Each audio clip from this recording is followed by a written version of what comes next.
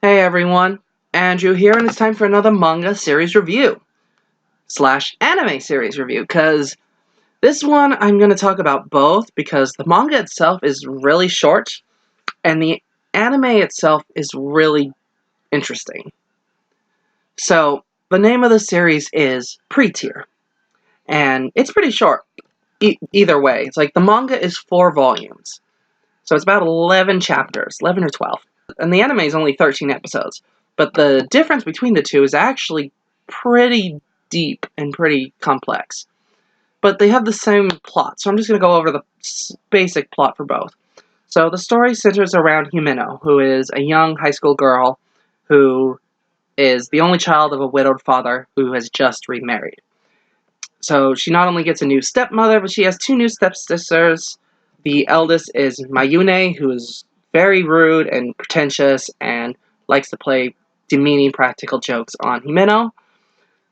And then we also have Mawata, who is very intelligent and composed, but has this underlayer of darkness inside her that you don't see until later into the story. So Himeno is having a really hard time adjusting to her new lifestyle, so she spends a lot of her time out in the woods or out in the gardens and trying not to be a burden to her new family that she has no connection to and is having a hard time connecting to. One of the nights out in the area, she hears this noise and she jumps out and lands on this gentleman named Hayate, who's dressed in a weird kind of cosplay thing, and the two of them start bickering because he is an arrogant ass and she's a strong, independent woman. And he says something to her that makes her try to punch him.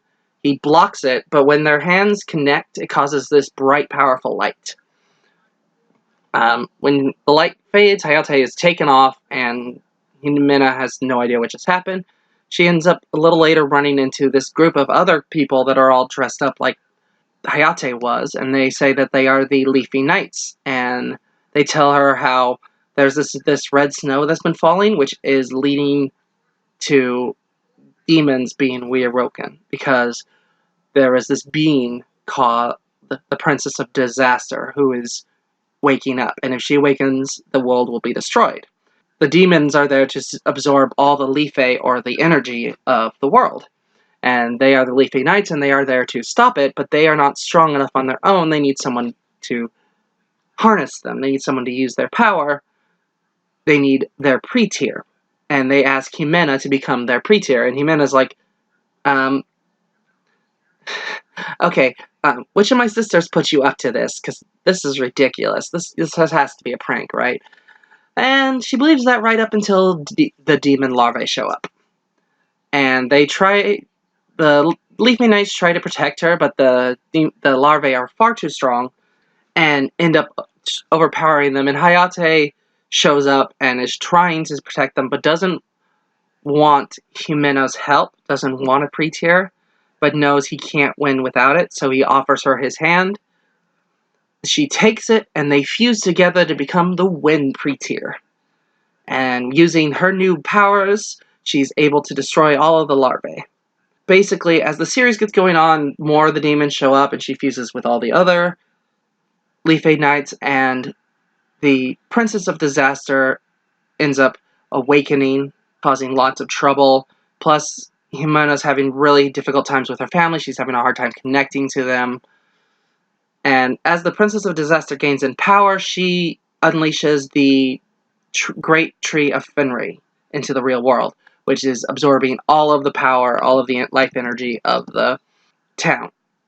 Himeno tries to go and basically she tries to use the Leafy Knights to help fight her, but she ends up on her own and can't, and all of the other Leafy Knights end up damaged or hurt or dead, and she's on her own and she can't seem to defeat this, but she lets herself fill with all the positive emotions and ends up becoming the legendary White Pretear and uses her own power to destroy the princess, destroy the Tree of Darkness, bring back to life all of the warriors who were dead, but she ends up dying as a result.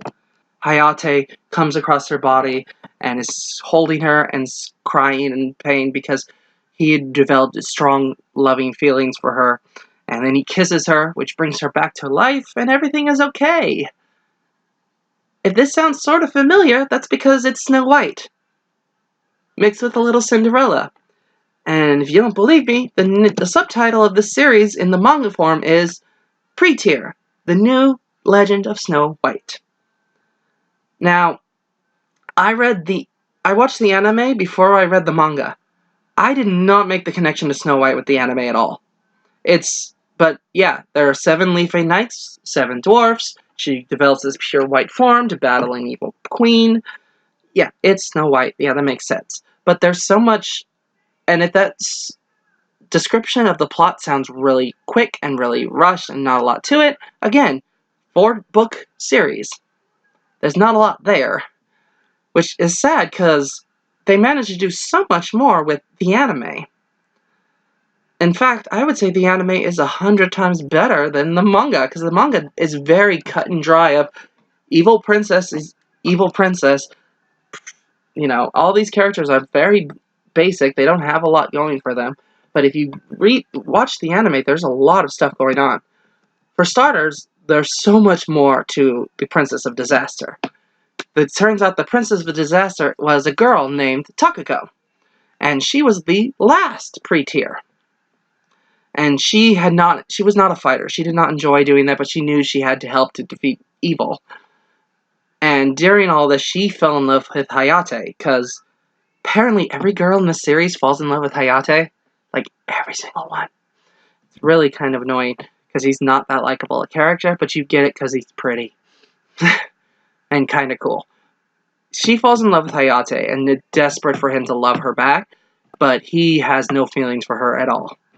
So when he rejects her, she is so distraught and so saddened and angry that she gives herself over into darkness and changes into the Princess of Disaster. You also get a lot more from Mawata, Himeno's intelligent sister, the one with the darkness inside of her. You find out that she's really been unable to deal with the grief of her father and doesn't know how to connect to anyone around her. But eventually she starts connecting to Himeno. And her and Himeno actually start hitting it off a little bit. And she also starts developing feelings for the gardener in her house, who is Hayate in disguise.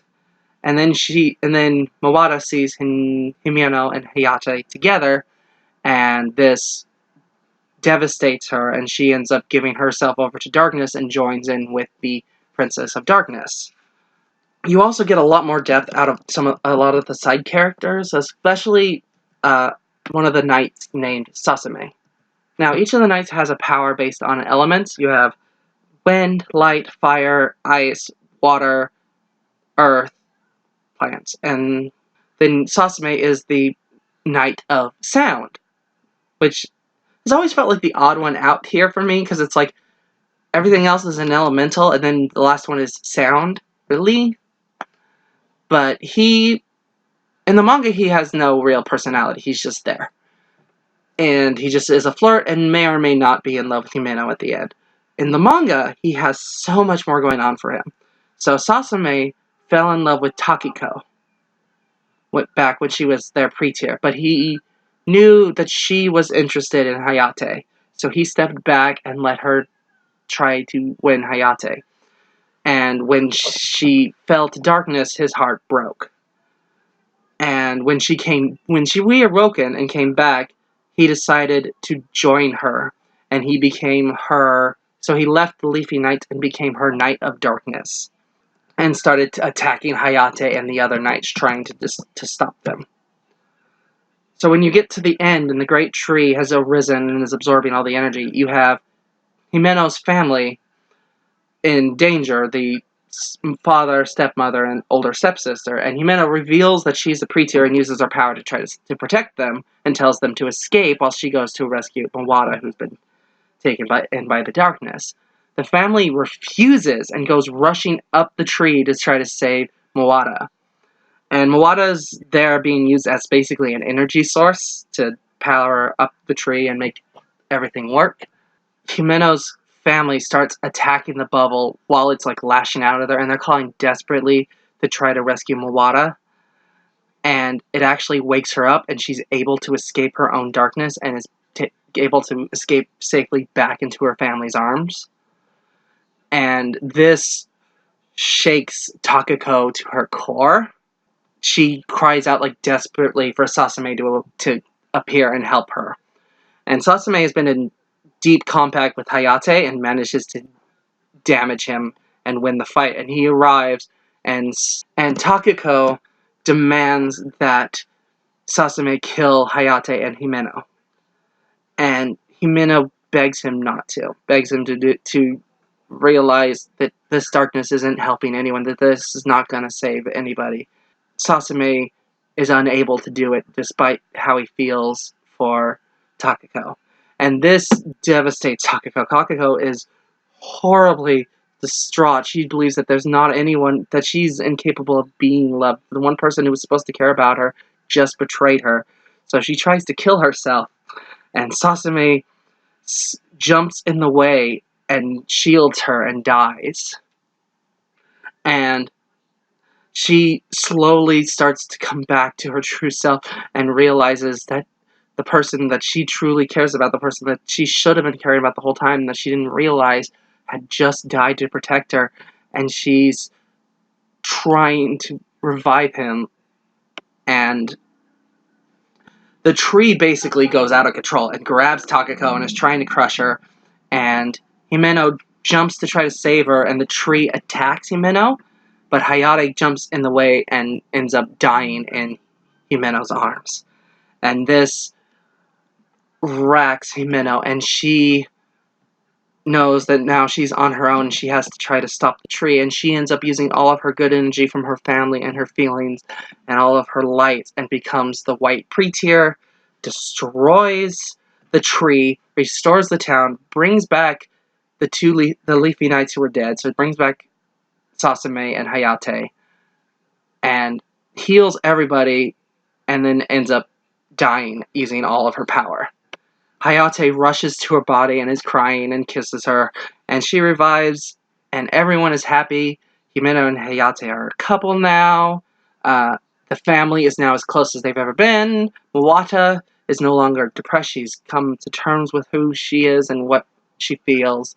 And Takako and Sasame have gone off and have found their own place in their own world where they can be together. And that's how the anime ends, and that is such a good ending for this anime.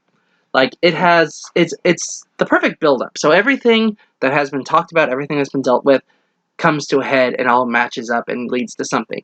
And there is stakes, and there is danger, and there's people dying. Granted, they all come back, but that's okay because it's magic-ish. And, it's love and all that stuff, but it's just so much more going on with the anime than there was with the manga. The manga is very cut and dry, it's just Snow White.